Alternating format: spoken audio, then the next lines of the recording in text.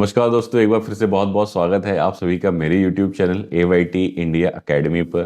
दोस्तों, अगर आप एक प्लांट चला रहे हैं, मैन्युफैक्चरिंग प्लांट, और आपको ये प्रॉब्लम रहती है कि भैया हमारी बिना मर्जी के सामान आ जाता है। सबसे ज़्यादा दर्द किसको होता है? ये सबसे ज़्यादा दर्द होता है जो MSME ओनर्स हैं कि भाई ये तो सामान मंगाए जा रहे हैं, मंगाए जा रहे हैं, पता नहीं किसने ऑर्डर कर दिया। ठीक है, और वो जो सामान आया तो वो पता चला जी, पिछली बार तो 100 रुपए किलो आया था, इस बार 110 रुपए किलो आ गया। वो भी कोई ट्रेसिंग नहीं है कि सामान कम रेट पे आ रहा है या ज्यादा रेट पे आ रहा है। तो इन्हीं सभी समस्याओं का जो समाधान है इस वीडियो के अंदर छुपा हुआ है।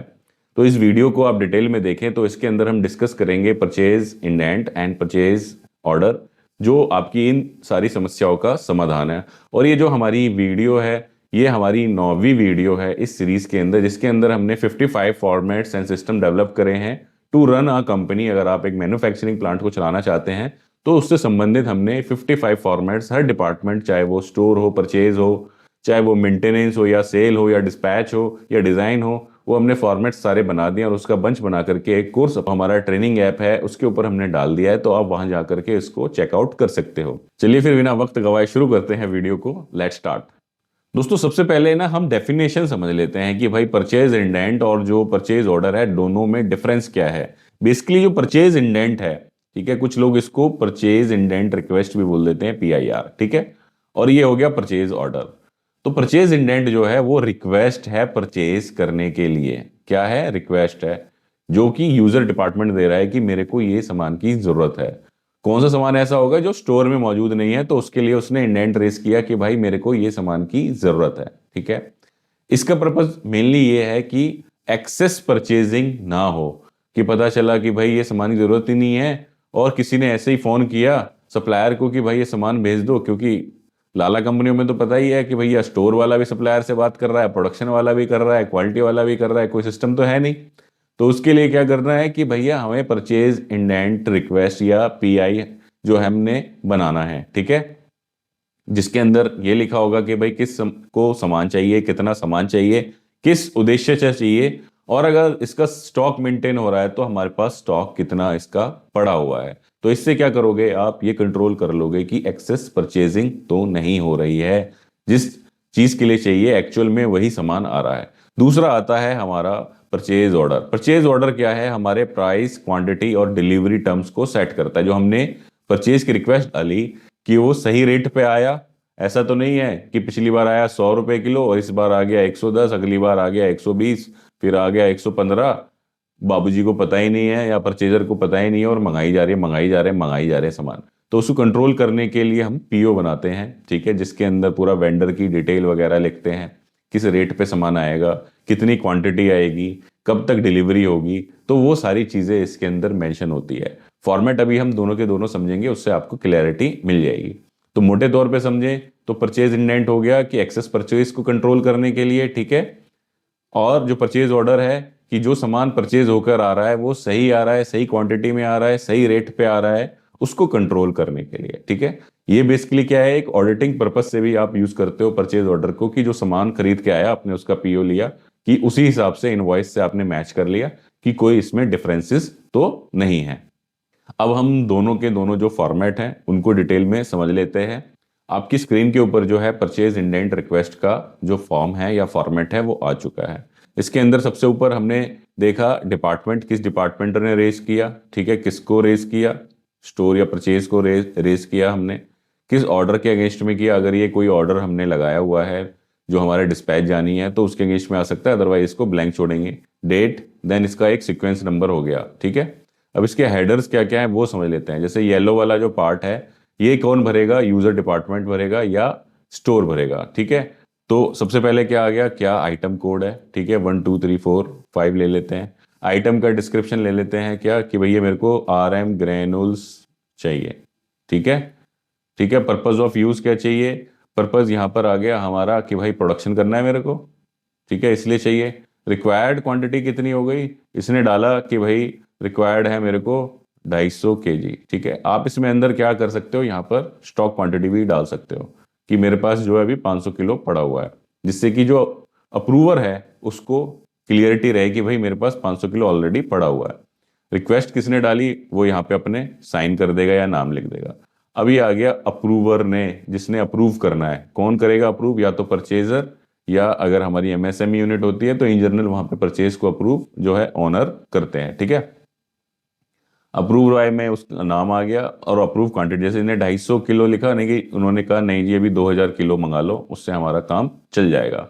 ठीक है, यहाँ पर फिर उसका पीओ नंबर, जब ये आगे परचेज पे चला गया तो उसने डाला कि इसका पीओ नंबर है 2345 और पीओ की डेट इसने बना दी कि भाई जैसे मान लो ये मेरी रिक्वेस्ट आई थी 15/7 को, ठीक है, और इसने ये पीओ बना दिया 16/7 को। ठीक है, अब ये मटेरियल जब परचेज होकर के आएगा तो फिर किस में आएगा? स्टोर में आएगा। स्टोर वाला यहाँ पर गेट एंट्री नंबर डालेगा, जो जीआरएन नंबर या एमआरएन नंबर होता है।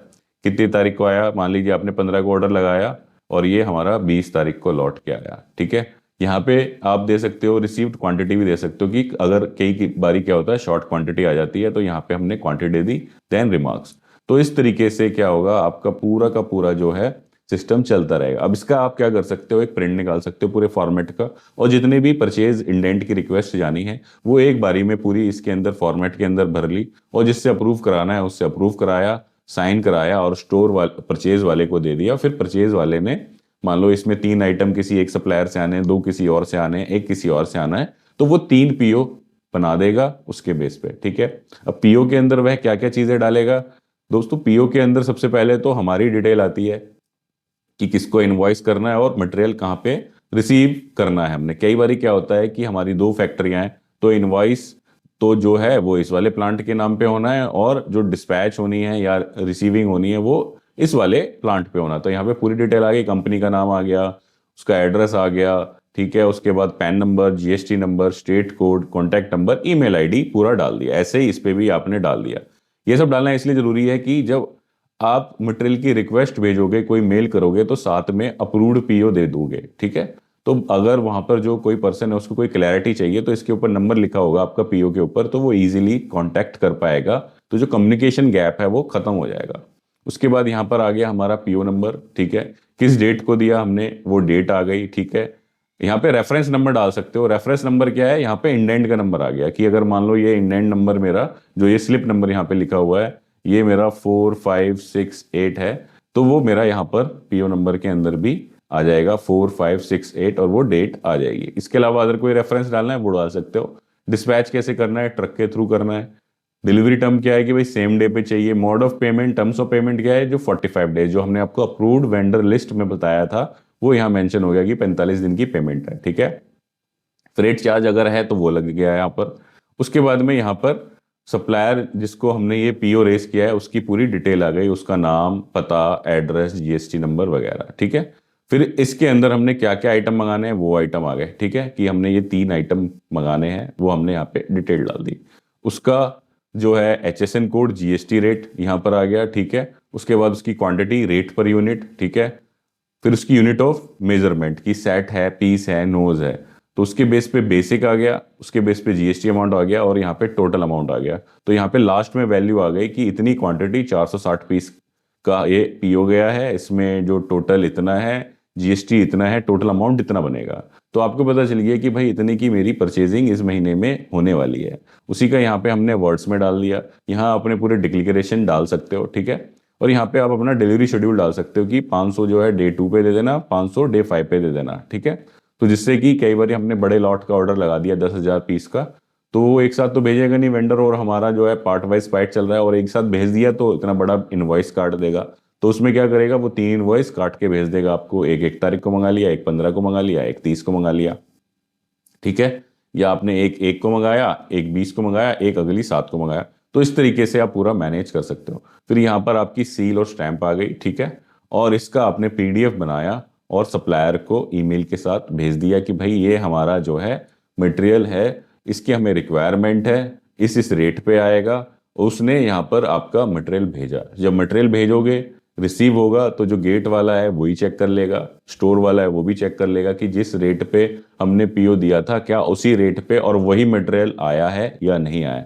तो इससे आपका जो है जिंदगी बहुत आसान हो जाएगी। ये जो दिमाग में जो वहम है या सच में ही ऐसा हो रहा है कि भाई एक्सेस परचेजिंग हो रही है, गलत परचेजिंग हो रही है, वो सारी चीजें हमारी खत्म हो जाएंगी। जैसे आपने ये फॉर्मेट देखा, इसी तरीके से हमने टोटल 55 फॉर्मेट कह सकते हैं या 55 सिस्टम, क्योंकि एक सिस्टम में 2 से 3 फॉर्मेट भी हो सकते हैं, वो हमने तैयार कर रखे हैं। और ये मास्टर चेकलिस्ट पूरी की पूरी मेरी तैयार है। अब आपको कोई भी यहाँ पे फॉर्मेट खोलना है, जैसे मेरे को सेल का प्रोडक्ट मास्टर लिस्ट खोलनी है, तो हमने यहाँ पे गए तो मेरी प्रोडक्ट मास्टर लिस्ट खुल के मेरे सामने आ जाएगी। तो सारा का सारा क्या है, आपस में लिंकेज है। तो ये 55 फॉर्मेट जो कोर्स है हमारा, उसके अंदर हमने हर डिपार्टमेंट के डॉक्यूमेंट्स को कवर किया हुआ है, जो मोस्टली आपको इनिशियल स्टेज पे स्टार्ट करने चाहिए। वो होता क्या है कि हम सीधा हवाई जहाज बनाने की बात करते हैं, हम छोटी मोटी बात करते ही नहीं। तो उसमें क्या होता है, वो ना हवाई जहाज बन पाता है, मतलब ना इतना तगड़ा सिस्टम बन पाता है, और ना हम जो बेसिक सिस्टम है जिससे कि हमारी रिक्वायरमेंट पूरी होती है इनिशियल स्टेज पे, वो पूरी हो पाती है।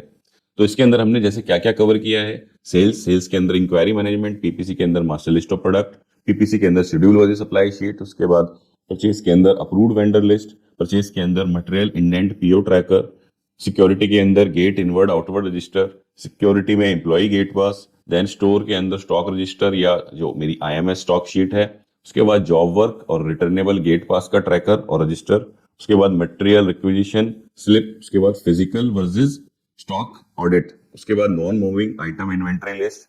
टूल मेंटेनेंस के अंदर हमने डाला है इसके अंदर tool die master, tool maintenance register, tool PM plan, tool die history card, daily and hourly production sheet डाली है प्रोडक्शन में, डीपीआर डाली है प्रोडक्शन के अंदर, रिवर्क रिजेक्शन रिकॉर्ड डाला है प्रोडक्शन में, tool die list, tool history card. उसके बाद में अगर आए तो मशीन की चेक शीट जो होती है, क्लिट शीट, वो हमने यहाँ पर डाली है। कंट्रोल प्लान जो प्रोडक्ट को बनाने के लिए हमें चाहिए, क्वालिटी का प्रोसेस कंट्रोल शीट, क्वालिटी का कस्टमर कंप्लेंट रिकॉर्ड शीट और उसका कापा का सिस्टम, इंस्ट्रूमेंट का कैलिब्रेशन का रिकॉर्ड, उसकी मास्टर लिस्ट। उसके बाद में हमने यहाँ पे इन प्रोसेस इंस्पेक्शन का फॉर्मेट, फाइनल इंस्पेक्शन का फॉर्मेट, फाइनल इंस्पेक्शन और रिजेक्शन और पैकिंग का रिकॉर्ड, डेली बेस पे रिजेक्शन का analysis record, red analysis, machine breakdown, tool breakdown intimation slip, machine breakdown register और उसके history card with MIS. Then मेरा मशीन मास्टर लिस्ट आ गया, machine CLIT sheet, preventive maintenance plan, preventive maintenance check sheet, spare part planning. उसके बाद HR में बात करें तो employee master, attendance MIS and payroll, JD job descriptions, उसके बाद डेली वर्क मैनेजमेंट, उसके बाद induction training program, skill matrix, training plan and record, 5S से रिलेटेड जितने भी डॉक्यूमेंट्स होते हैं, जो 5S का जोन लीडर हो, 5S की ऑडिट चेक शीट हो, 5S की पीपीटी हो, वो सारी चीजें। फिर उसके बाद आ गया फायर फाइटिंग सिस्टम जो होता है हमारे प्लांट के अंदर, उसका ऑडिट का सिस्टम, उसका रिव्यू का system, dispatch register, daily cell register, accounts के अंदर डेली एक्सपेंस, परचेज और पेटी कैश एंट्री, जिससे कि आप एक्सपेंस की एमआईएस निकाल पाओ, daily MIS record, new product development sheet, और उसके बाद हमने डाली है प्रोडक्ट कॉस्टिंग शीट। तो इस तरीके से इसमें total 55 plus formats and systems हैं। अब इसके मैं सारी वीडियोस बना रहा हूँ, जो धीरे धीरे आपने मेरे यूट्यूब चैनल पे आपको दिख भी रही होंगी। तो एक तरीका है, आप वहां से देख करके सारा बना लो, ठीक है। दूसरा तरीका क्या है कि हमने इसका एक कोर्स बना दिया है 55 excel format and system to run a company के नाम से एक कोर्स आपको मिलेगा, जिसका लिंक आपको डिस्क्रिप्शन में दिख रहा होगा, नीचे भी दिखाई दे रहा है, या फिर आप हमारी जो वेबसाइट है www.learn.aytindia.com पर भी जा सकते हो। यहाँ पर आप जाओगे तो आपको इस तरीके से आपको कोर्स हमारा दिखाई देगा, 55 excel formats and systems to run a manufacturing plant, जिसके अंदर आपको जितने भी डिपार्टमेंट हमारे होते हैं, चाहे वो मेरा सेल्स डिपार्टमेंट है, पीपीसी है, परचेज है, प्रोडक्शन है, quality, store, tool maintenance, machine maintenance, HR, admin, accounts, MIS, सारे के सारे जो डिपार्टमेंट्स के अंदर होने वाले फॉर्मेट सिस्टम्स हैं वो आपको मिल जाएंगे, ठीक है। इसके अंदर हमने क्या किया है, मोर देन लगभग हमने 60 से लेके 70 तक टोटल ट्रेनिंग कंटेंट अगर मैं बात करूं, जिसके अंदर फॉर्मेट्स भी हैं, जिसके अंदर वीडियोस भी हैं, ठीक है, वो सारी चीजें हमने यहाँ पर डाली हुई हैं। जैसे ये प्रोडक्शन प्रेस शॉप का ये है, इसी के अंदर फर्दर वीडियो भी मिलेगी आपको, सारी चीजें मिलेंगी। इस तरीके से हमने सारा का सारा यहाँ बना करके डाल दिया है, store, MIS, HR, admin, HR videos. तो ये जितने भी डिपार्टमेंट्स हैं, सबके यहाँ पर आपको डेटा पूरा का पूरा तैयार मिलेगा, आपने बस जाना है और कोर्स को बाय करना है। तो आप वन टाइम में अपनी कंपनी के अंदर पूरा का पूरा सिस्टम इंप्लीमेंट कर सकते हो। एक एक फॉर्मेट को समझाया गया है कैसे आपने यूज करना है। अदरवाइज दूसरा तरीका आप जानते ही हो, जो मेरे चैनल के ऊपर वीडियो पड़ी हुई है, आप उनको वीडियो को देखो और आप अपनी कंपनी के अंदर देख देख के एक फॉर्मेट का सिस्टम लगाओ। उम्मीद है दोस्तों वीडियो आप लोगों को पसंद आई होगी। वीडियो अगर पसंद आई है तो वीडियो को लाइक करना ना भूलें, और चैनल पे पहली बार आए तो चैनल को सब्सक्राइब कर दें, और साथ ही साथ शेयर करें वीडियो ज्यादा से ज्यादा लोगों के साथ, ताकि ज्यादा से ज्यादा लोगों तक ये जानकारी पहुंच सके। धन्यवाद।